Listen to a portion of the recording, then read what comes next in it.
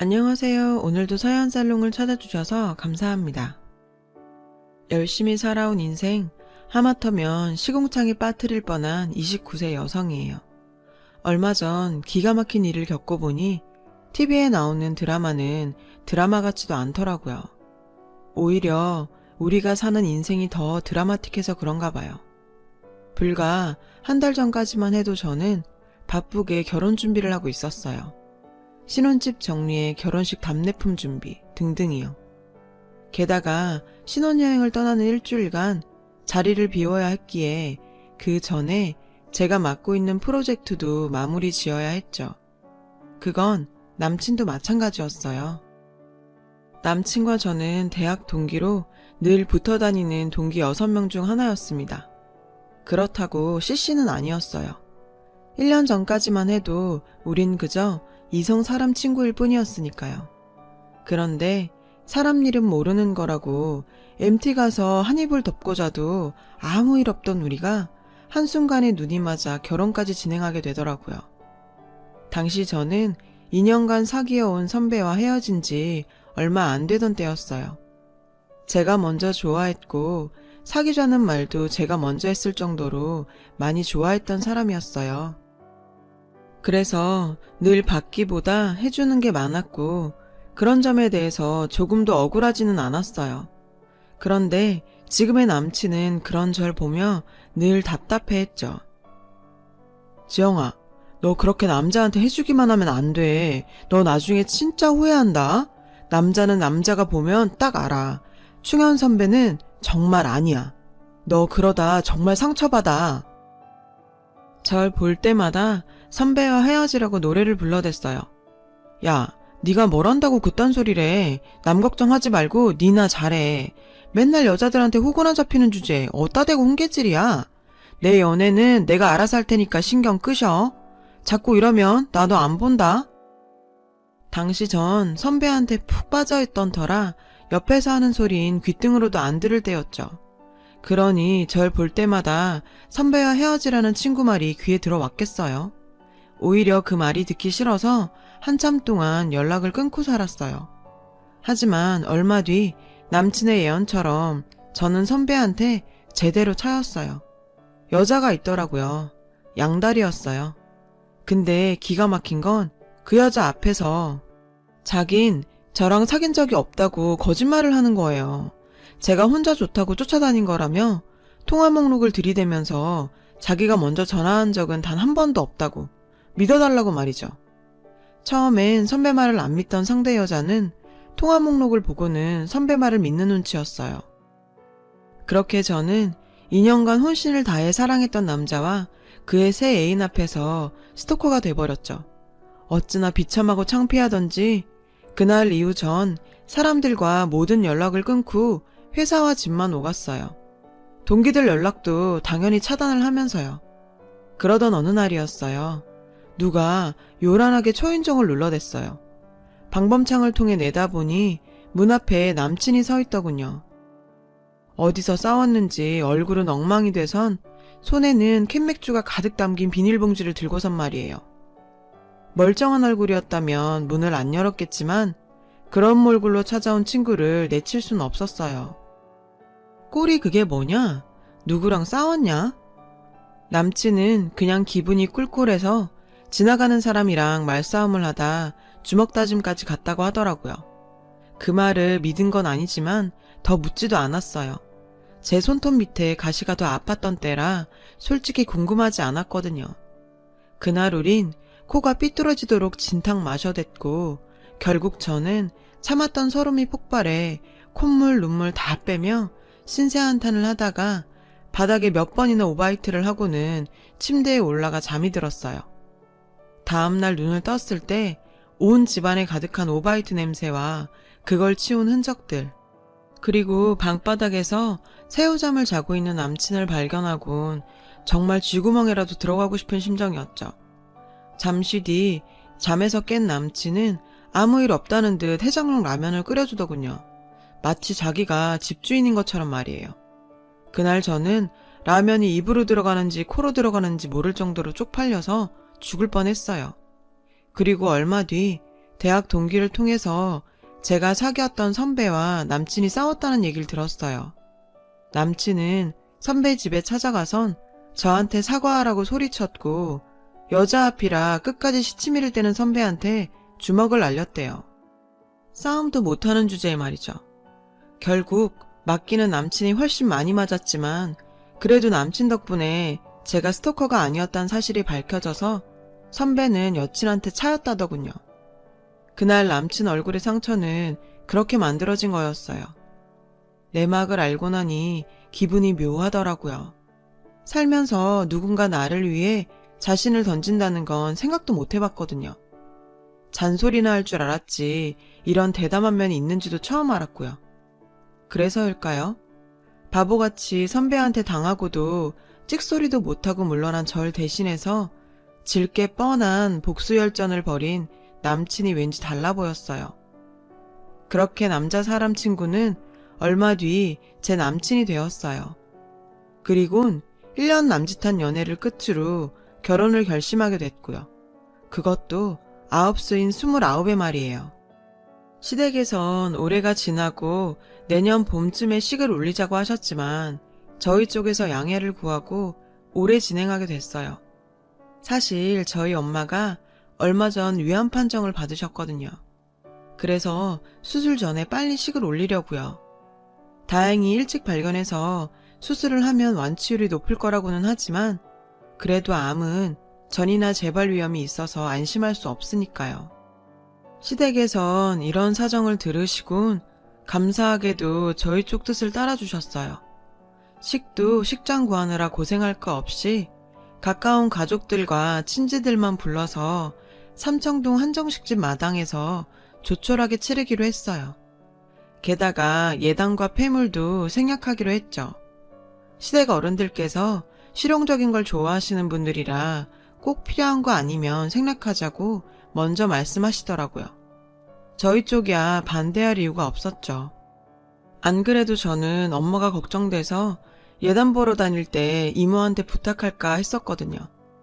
집은 남친이 살고 있는 전셋집에서 그냥 살기로 했어요. 방 하나에 욕실, 주방 겸 거실이 고작인 좁은 집이지만 살면서 우리 힘으로 조금씩 넓혀가려고요. 그래서 쓰던 살림에 냉장고랑 TV, 침대 정도만 제가 해가기로 했어요.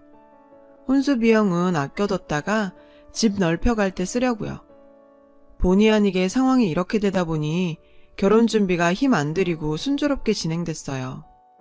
먼저 결혼한 친구들은 제가 결혼 준비하는 걸 보고는 요즘 세상에 너희 시부모님 같은 분들이 또 어딨냐며 엄청 부러워했죠. 솔직히 저도 잘하는 결혼이다 생각했어요. 얼마 뒤 황당한 요구를 듣기 전까지는요. 요기베라였던가요? 끝날 때까지 끝난 게 아니다 라고 했던 야구선수 말이에요. 그분 말이 맞더라고요. 식장에 들어가기 전까지는 모르는 거였더라고요. 기가 막혀서. 글쎄 남친과 제 앞에선 아무것도 하지 말라고 간략하게 하자고 그렇게 세상 혼자 착한 척은 다 하더니 뒤로 저희 엄마를 불러선 이러셨대요. 이바지 음식 말입니다. 요즘은 다들 전문 업체에 맡긴다고들 하던데 설마 사돈댁에서도 그럴 생각인 건 아니시겠죠? 아니 예단도 폐물도 다 안 하기로 한 사람들이 이바지 음식은 해오라고요? 그래요. 해오라면 해갈 수 있어요. 근데 요즘 세상에 누가 이바지 음식을 직접 만들어가요. 제 친구들만 해도 다들 유명하다는 이바지 음식 업체 찾아가 준비해갔거든요. 게다가 저희 엄마 몸 상태를 아시는 분이 어떻게 이럴 수가 있어요? 그런데 어머님이 선수 쳐서 그렇게 나오시니 저희 엄마로서도 선뜻 안 한다고 말할 수가 없게 된 거죠. 그래서 솜씨는 없지만 정성껏 해서 보내드리겠습니다. 라고 했더니 글쎄 뭐라는 줄 알아요? 저 기왕 이바지 음식 만드실 거 차라리 제사 음식으로 보내주시면 안 될까요? 사실 애들 돌아오는 그날이 저희 집 제사거든요. 이바지 음식에 제사 음식까지 그걸 누가 다 먹습니까? 그건 음식 낭비 아니겠어요? 그렇다고 제사 음식을 안 할 수도 없고 뺀다면 이바지 음식을 빼야겠죠? 그러니 제사 음식으로 부탁 좀 드릴게요, 사돈. 그렇게 해주실 거죠? 집에 돌아온 엄마를 통해 그 말을 전해들은 저는 기가 막혀서 말도 안 나왔어요. 암에 걸린 저희 엄마한테 뭐가 어쩌고 어째요? 뭐? 엄마 보고 자기 집 제사 음식을 하라고? 완전 미친 거 아니야? 전 직접 따지러 가려고 자리를 박차고 일어났어요. 그랬더니 엄마가 절 붙잡더군요. 지지배야, 너 그럼 앞으로 시부모님 안 보고 살 거야? 누군 성질대로 못 살아서 입 꼭 다물고 왔는 줄 알아? 그래도 어떡해. 내 딸이 앞으로 그 집 사람으로 살아야 하는데. 딸 가진 죄인이라고 하지 않니? 그러니까 아무 말 말고 그냥 넘어가자. 하나뿐인 딸 자식 결혼하는데 엄마가 그깟 제사 음식 한 번 못 해주겠니? 한 번이 아니라 10번, 100번도 해준다. 전 너무 속상했어요. 이런 말도 안 되는 요구에도 딸 가진 부모란 이유로 아무 말도 못하고 받아들여야 한다는 게 말이죠. 엄마, 이러지 마. 엄마가 이러는 게 날 위한 일인 것 같아? 10번, 100번도 더 해준다고? 그게 어떻게 날 위한 거야. 엄마가 해주면 그 사람들 앞으로 나한테도 똑같이 요구할 거라고. 나도 앞으로 그 집에서 그런 말도 안 되는 요구받으면서도 입 다물고 살아야 한다고. 엄마, 내가 그러고 살았으면 좋겠어? 엄마가 날 어떻게 키웠는데. 다른 집 아들보다 더해서 키웠으면 키웠지 절대 덜해서 키우지 않았어. 근데 왜 딸 가진 게 죄여야 해? 똑같이 먹이고 입혀서 키웠는데 왜? 난 이번 일 도저히 이대로 못 넘어가. 이딴 결혼 안 하면 그만이라고. 전 그 길로 남친을 불러 시댁으로 향했어요. 시댁에 도착해보니 거실에 커다란 캐리어가 나와 있더라고요. 여행 준비를 하는지 철진한 여름 반팔 옷까지에 수영복까지 나와 있더라고요. 엄마, 이게 다 뭐야? 어디 여행 가? 남친이 물었어요. 그러자 시어머님은 신이 나서 얘기하시더군요. 근데 그 대답이 과간이었죠. 너희 신혼여행 보내고 우리도 여행 떠난다. 엄마 걔에서 하와이 여행 가기로 한 거 알지? 하필 제사가 껴서 못 갈 뻔했는데 어떻게 일이 잘 되려니까 잘 풀려서 가게 됐어. 여름 옷 다시 꺼내야 하잖니. 그래서 미리미리 짐 좀 챙겨두려고. 근데 니들이 이 시간에 웬일이니? 연락도 없이. 그러니까 저희 엄마한테 자기 집 제사 음식 떠넘기고 자기들은 하와이 여행을 떠나려던 거였어요. 아, 뭐 이런 인간 같지 않은. 저는 화를 꾹꾹 참으며 말했죠. 어머님, 낮에 저희 엄마 만나신 이유가 이거였어요? 어머님, 아버님 하와이 여행 가시려고 저희 엄마한테 제사 음식 만들어 보내라고요? 제 말에 남친은 깜짝 놀라더군요. 시부모님 역시 화들짝 놀라셨죠. 시아버님은 제 눈치를 살피더니 은근슬쩍 자리에서 일어나셨죠. 시어머니는 서둘러 말을 돌리셨고요. 얘, 결혼 앞둔 애가 피부가 이게 뭐니? 안 되겠다. 내일 나랑 샵에 가서 피부 관리 좀 받자꾸나. 엄마, 이게 무슨 소리야? 엄마가 정말 장모님한테 제사 음식 해오시라고 했어? 그런 거야? 말해봐. 그랬냐고. 남친은 얼굴이 발갛게 달아올라선 소리쳤어요. 반면 시부모님들은 그게 무슨 문제라도 되냐는 듯 뻔뻔하게 나오셨죠. 이놈의 자식이?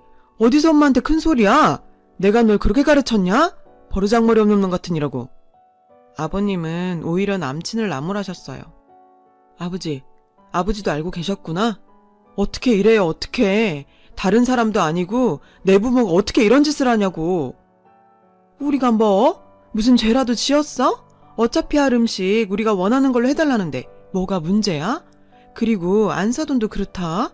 내 앞에선 찍소리도 없고 앉아있다가 딸한테 가서 그대로 일러바쳐?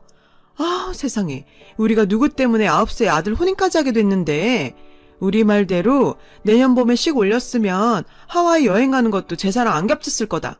성질나는 거 꾹 참고 있으니까 정말 사람이 염치가 있어야지, 염치가. 어머님, 말씀이 심하시네요. 찍소리도 안 한다뇨. 그리고 염치가 없다고요? 지금 그 말을 우리 엄마한테 하실 처지세요? 그래요. 저희 집 사정 때문에 겨울에 씩 올리게 된 거 정말 죄송해요.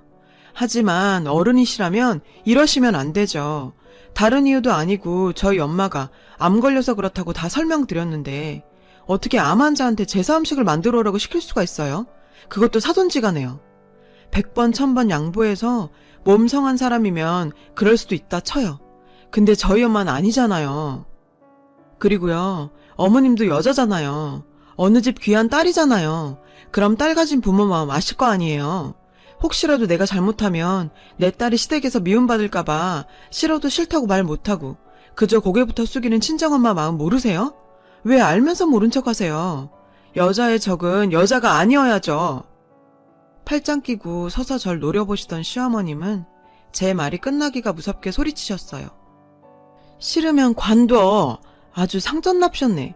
며느리 무서워 어디 시애미가 너한테 심부름이나 시키겠니? 보자보자니까 어디서 시애미를 가르치려 들어? 그리고 난 아들만 낳아서 니네 엄마처럼 딸 가진 엄마 마음 모른다. 그걸 왜 내가 알아야 되니? 네 엄마 보고 억울하면 지금이라도 아들 낳아 키우라 그래. 자기 부모의 모습에 충격을 받은 남친은 고개를 숙였어요. 그리곤 나직하게 말을 이어갔죠. 그럴 필요가 있을까요? 연세도 있으신데 아들을 낳아서 언제 엄마처럼 유세 떨면 살아요? 그래도 뭐 잘 됐네요. 사위도 자식이라는데 앞으론 제가 장모님 아들 하면 되죠. 장모님 아들 돼서 엄마처럼 유세 떠실 수 있게 제가 잘 모실 겁니다. 근데 어쩌죠? 제가 몸이 하나라 엄마 아들 노릇은 못하겠네요. 참, 앞으로 전 장인어른 장모님 아들로 살아야 해서 어머님 아버님 제사는 못 지내드리겠어요. 그러니까 지금이라도 아들 하나 낳으셔서 부탁해보세요. 지영아, 가자. 남친은 제 손을 잡고는 집을 나왔어요. 그리고는 가는 내내 제 손을 꼭 잡고는 미안하다고 오늘 일은 부모님을 대신해 평생 사죄하며 살겠다고 하더군요. 얼마 뒤 시부모님은 저희 집에 찾아와 저희 엄마한테 죄송하다고 사과를 하셨어요.